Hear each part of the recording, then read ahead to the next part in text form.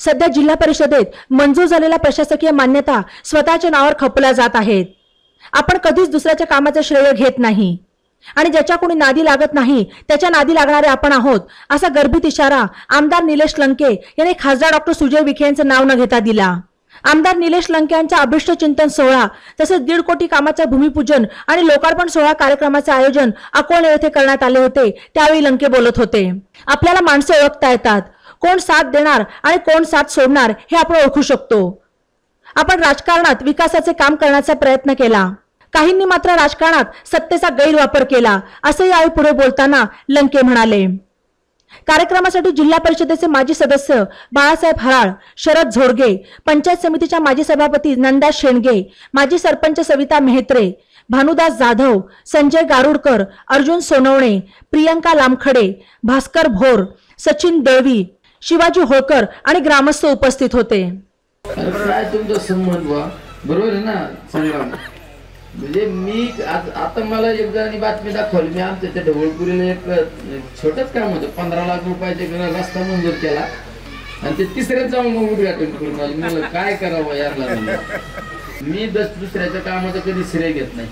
आपल्या मतदारसंघात राळेगण सिद्धी परिसरात एक रस्ता मंजूर झाला, 2.5 कोटी रुपयाचा रस्ता बजेट मधून मंजूर झाला।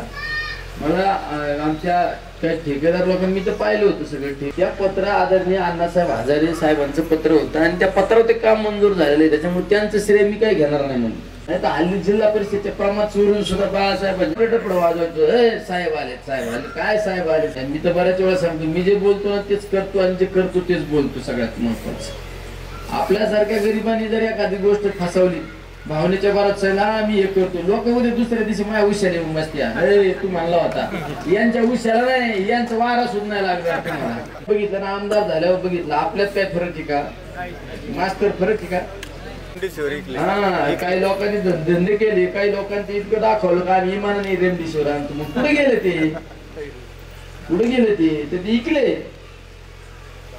थोडं फार प्रमाणात वारा येईल आता आपलं, ते आपलं 15 मिनिटात रिटर्न फोन येतोय, सगळ्यांना माहिती बरोबर आहे।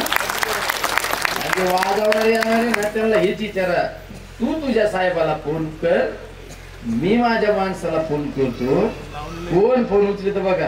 आणि तुमच्या ग्रामपंचायतची निवडणूक कोणीतरी सांगितलं, मी येतला नाही, माझी सवय आहे, मी पहिला आमदार असा राज्यातला की या मतदारसंघातल्या 25 ग्रामपंचायती बिनविरोध केल्या। कारण हे तुम्ही तुमच्या गावातल्या सोसायटीच्या ग्रामपंचायत बिनविरोध झाली त्याबद्दल तुम्हाला सगळ्यांना धन्यवाद देतो। एका सोसायटीला चांगली इमारत द्यायची आणि दुसऱ्याला काही वाट्यावर बसवायचं काय?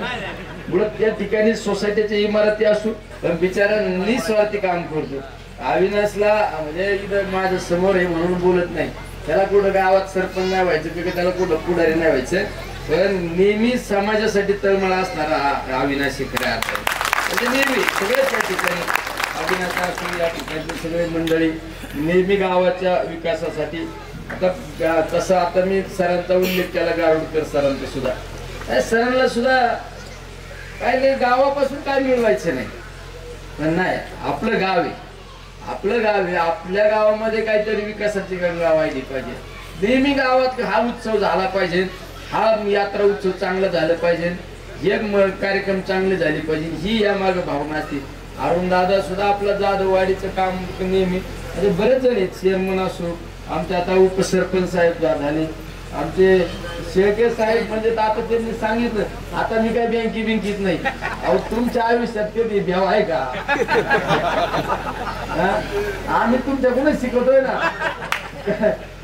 तुम्ही बँकेत होते तेव्हा कोणाला घाबरलं, तेव्हा आता घाबरणार चालेल। अहो कसलं वय झालं, 25 वर्षाच्या पोराला मागे पाडते कसलं वय झालं। आमचे म्हणजे सगळे लोक आहे ना हुशार लोक आहेत इथे। आमचा बघा ना भगवानराव भोर बिचारा चेअरमन वर नाही बसणार, खाली बसून वर चॅनल बरोबर काय चाललंय कोण काय बोलत आहे, पण आमचं भगवानराव बिचारा खरंच म्हणजे ते इतका सच्चा आहे बिचारा, दिलदार आहे। राजकारणात मी तर बऱ्याच वेळा म्हणतो चेअरमन तुम्ही राजकारणाचे सगळे डाव शिकलेले नाही, तुम्ही डावात फसाता आहे का नाही? गुरु बरोबर आहे की नाही? तुमची झेप किती ती तर जरा बघा ना। तुम्हाला जरा लोकमतात न आले असते तर मग कळालं असतं तुम्हाला कोणाला बाया काढावा. तसं बाया काढायला नाही काय एवढा सोपा पण आहे. गावात चौकात कोणी गप्पा येत असेल, आम्ही निलेश लंकेला फोन केला आणि आम्ही हे केलं, एवढा वेळ आहे. आम्ही ज्याच्या कोणी नादी लागत नाही त्याच्या नादी लागणारा निलेश लंके सगळ्या विधानसभेची निवडणुकीत सुद्धा म्हणायचे पारनेर विधानसभा मतदारसंघात, नगर पारनेर विधानसभा मतदारसंघात म्हणायचे पुढे उमेदवारच नाही. काय झालं चित्र का 62,000 मतांनी मारली ना बाजी, आपण एक नंबर आहे ना. आणि आता म्हणायचं नगर दक्षिण मध्ये तर कुणीच नाही म्हणायचे, नगर दक्षिण मध्ये तर कुणीच नाही म्हणायचे. आता का बरं पार असं काय नसतं, कुणी काय नाही. म्हणजे मी तुमच्यासारख्या भोळा जरी असतो पण राजकारणात डावपीत शिकलेलो आहे. आम्ही नजरेत ओळखीतो याच्यात मनात काय चाललं नाही, योग पुढं कितीपर्यंत आपल्याला साथ देणार आहे का, या आपल्या रथ निम्म्यातच सोडून देणार आहे. बाळासाहेब काहो हे नसतं शिकलं तर मग आम्हाला इकलंच असतं. कुठंतरी आम्हाला म्हणले असते बघायला घोडे त्याच जागेवर गावागावात विकासाची कामं त्या ठिकाणी प्रगती पथाकडे घेऊन जाण्याचं काम केलं. नाहीतर राजकारणात सत्तेचा फायदा गैरवापर केला जातो.